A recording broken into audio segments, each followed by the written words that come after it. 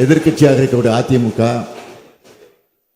அதே போல மாநிலத்தை மத்தியில் ஆண்டு கொண்டிருக்கக்கூடிய பிஜேபி, இந்த ரெண்டு கட்சிகளை தவிர்த்து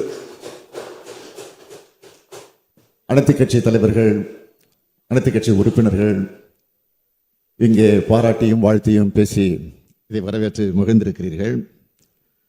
இந்த நேரத்தில் நமது அரசமைப்பு சட்டத்தில் மாநில சட்டமன்றங்களுக்கு அளிக்கப்பட்டிருக்கக்கூடிய உரிமைகளை நிலைநாட்டியதற்கு தமிழ்நாடு அரசு, இங்குள்ள அனைத்து உறுப்பினர்கள், நம்மை தேர்ந்தெடுத்த தமிழ்நாட்டு மக்கள் அனைவரின் சார்பிலும் எனது மனமார்ந்த நன்றியை உச்சநீதிமன்றத்திற்கு நான் தெரிவித்துக் கொள்கிறேன்.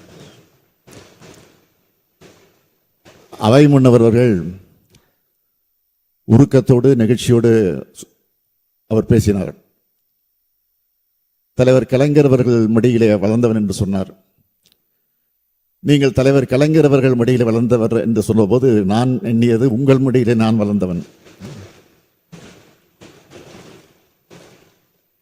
ஆகவே கொள்கையிலே நிச்சயமாக உறுதியாக இருப்பேன் இருப்பேன் இருப்பேன் என்ற உறுதியோடு